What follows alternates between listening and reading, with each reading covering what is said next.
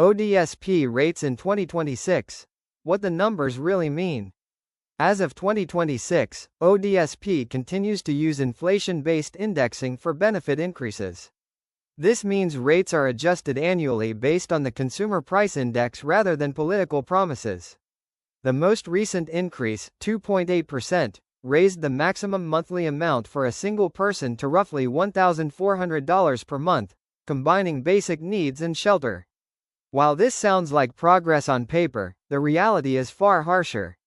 Rent, groceries, utilities, and transportation have risen far faster than ODSP rates. For many recipients, the increase disappears immediately into higher costs, leaving daily life unchanged. What hasn't changed is just as important as what has. ODSP is still far below the poverty line, even after indexing.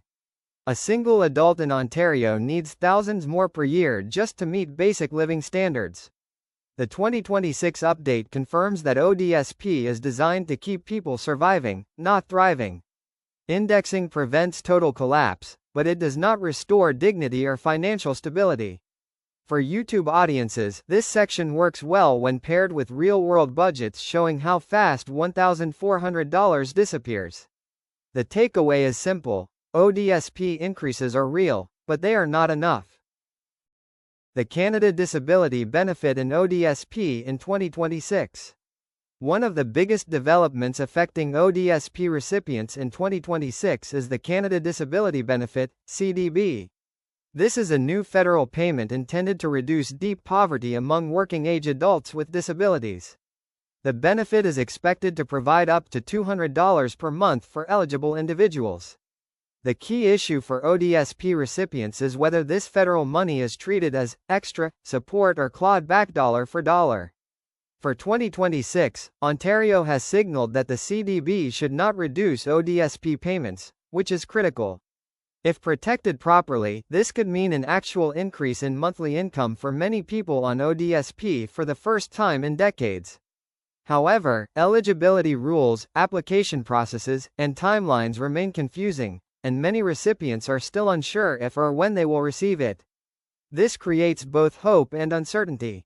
The CDB has the potential to slightly ease financial pressure, but it does not replace the need for ODSP reform. Even with an extra $200, most recipients remain below the poverty line. For content creators, this is a strong section to emphasize caution. Help is coming, but people must stay informed, apply correctly, and watch closely for clawbacks or policy changes. Income rules and clawbacks, still a major problem in 2026. In 2026, ODSP income rules remain one of the most misunderstood and feared parts of the system.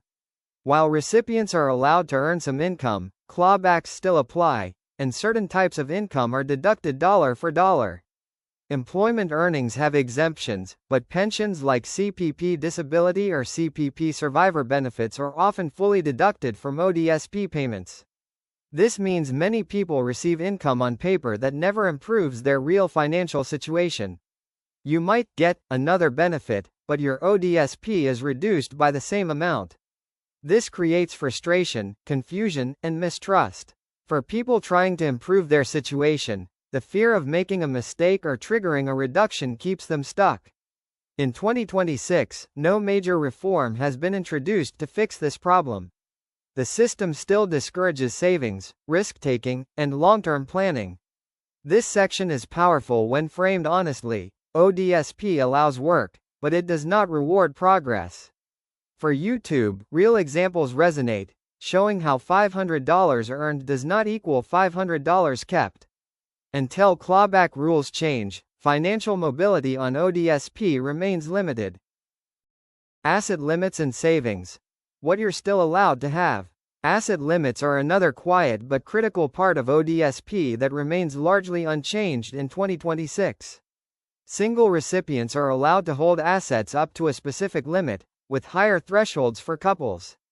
Certain assets, such as a primary residence, basic household items, and some savings vehicles, are exempt, but many people still fear saving money.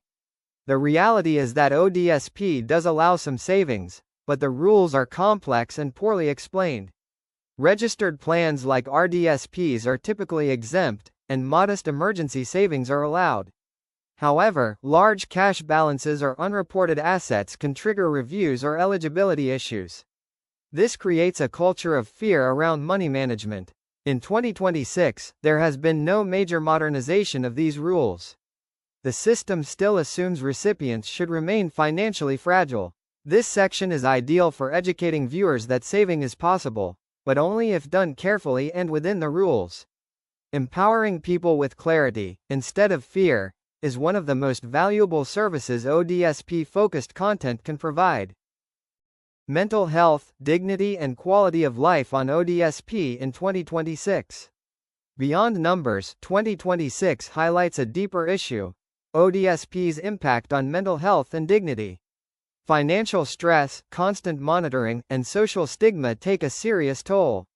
Many recipients report chronic anxiety, depression, isolation, and burnout, not because of their disability, but because of poverty and surveillance.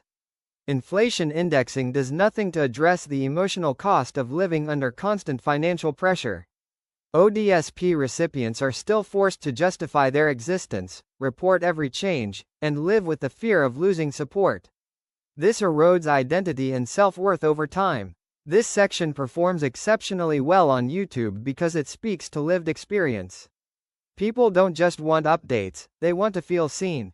In 2026, the conversation is slowly shifting toward dignity, quality of life, and mental health, but policy has not caught up. Highlighting these realities builds trust and community, not just views.